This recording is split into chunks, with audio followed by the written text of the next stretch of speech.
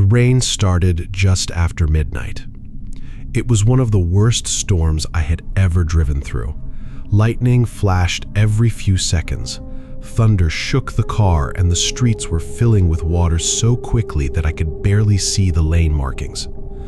I was only 15 minutes from home when the rain became impossible to drive through. I slowed down, looking for somewhere to wait it out.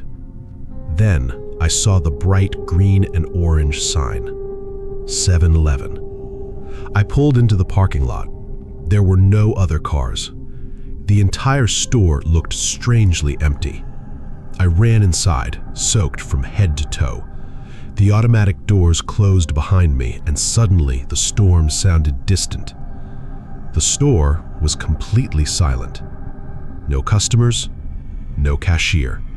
Just the humming refrigerators and the occasional flicker of the fluorescent lights. Hello? Nothing. I walked toward the counter. That's when I noticed something strange. The cash register was open. A receipt was hanging from the printer, but there was nobody behind the counter.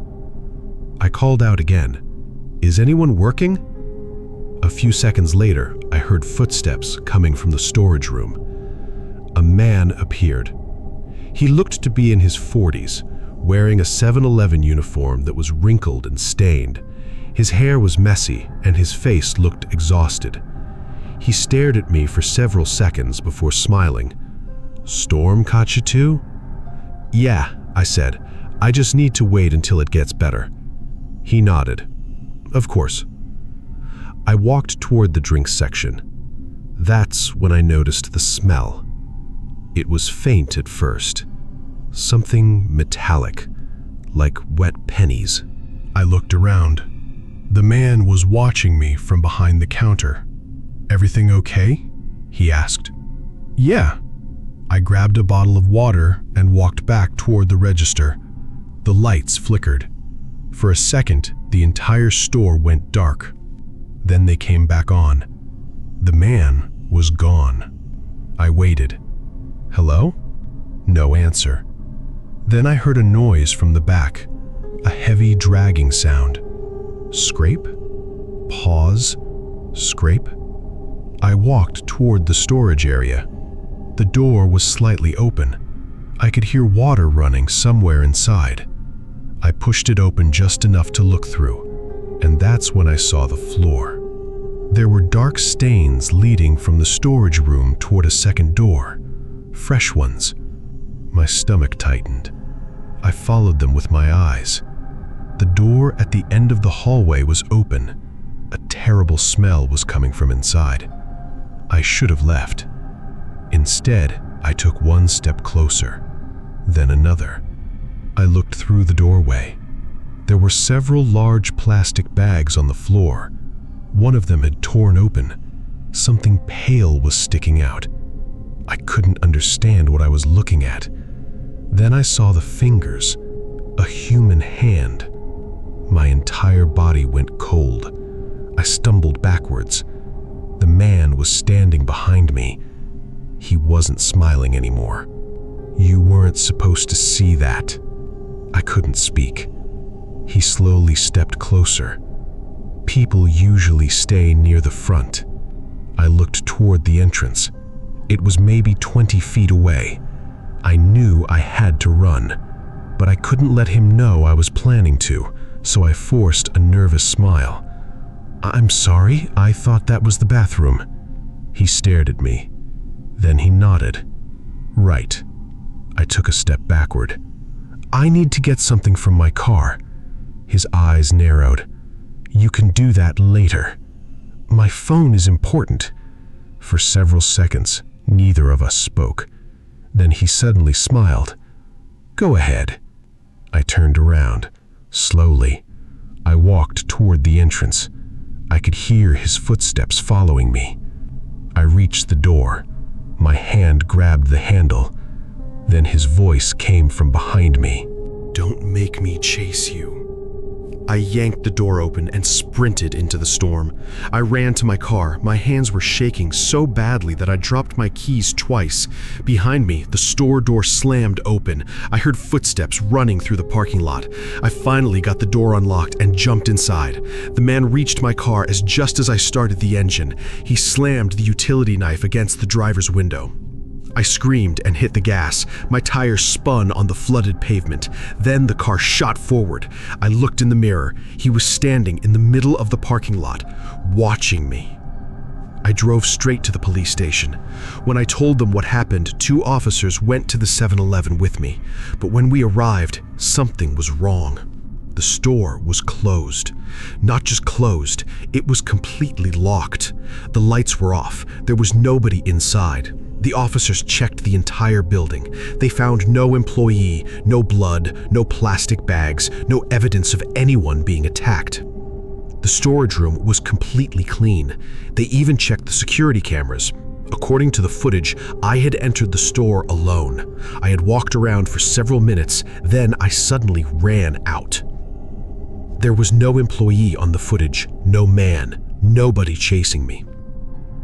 The officers thought I had panicked during the storm. I knew what I had seen. I stopped going into convenience stores after that night, but about a week later, I received something in the mail. It was a small 7-Eleven receipt. No envelope, no explanation, just the receipt. I looked at the date. It was from the night of the storm. The item listed on it was 1 bottle of water, but underneath the purchase was a second line. It simply said, "1 customer." And at the bottom of the receipt, printed in tiny letters, was a message. "Thank you for coming back." I haven't stepped inside a 7-Eleven since.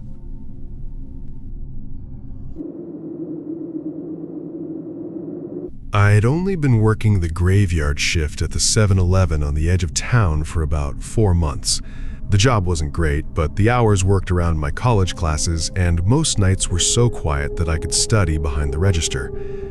That Friday night, sometime after 1:30 in the morning, I was restocking the shelves when the front door chimed. A man walked into the 7-Eleven.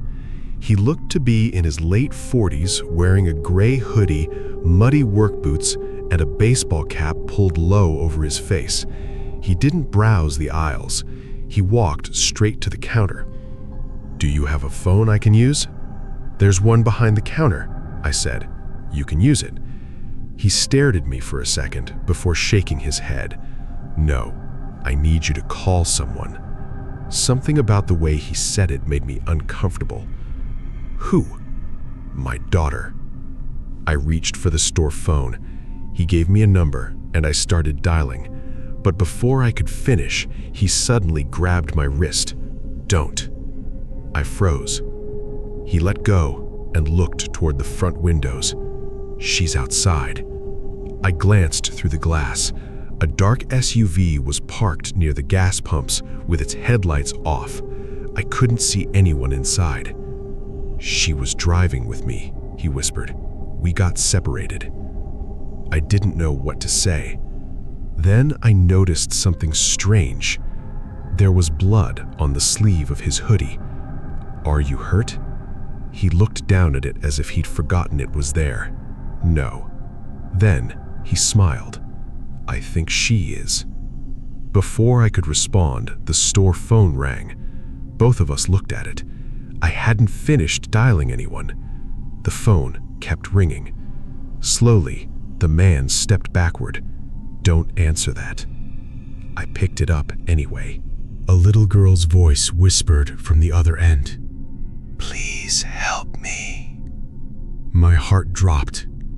"Where are you?" There was silence. Then she whispered, "He's watching me." I looked at the man. He was standing completely still, staring at me. "Who is watching you?" The girl started crying. "The man who brought me here." I slowly looked back at the man. He was no longer smiling.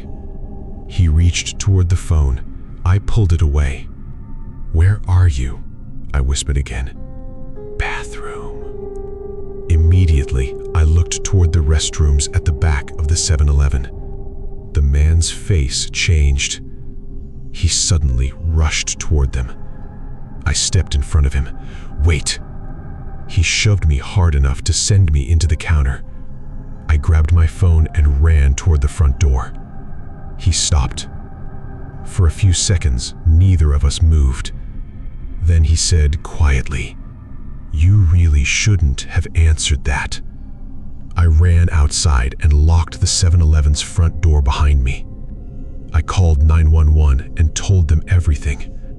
While I waited, I kept watching the restroom window. A few minutes later, the little girl crawled out through it. She was shaking, barefoot and covered in dirt. I ran toward her. She grabbed my arm and wouldn't let go. "He told me my mom was waiting for me," she cried, "but he's not my dad." Police arrived less than 5 minutes later. The man tried to run through the back exit, but officers caught him behind the 7-Eleven. They eventually discovered that the girl had been reported missing earlier that night. The man had taken her from a playground while pretending to be a family friend. The blood on his hoodie wasn't his. It belonged to the girl's mother, who had confronted him before he escaped with her. The strangest part was what the police told me afterward. The phone call hadn't come from the 7-Eleven's bathroom. The girl's voice had somehow come through the store's second phone line, even though that line hadn't worked in years. I still don't know how she managed to call me, but I do know one thing. If that man had gotten to the bathroom before I answered the phone, I might never have found her. And every time the phone rings during my overnight shift at that 7-Eleven now, I hesitate before picking it up. Because sometimes the voice on the other end isn't calling for someone. Sometimes it's calling because you're the only person who can hear it.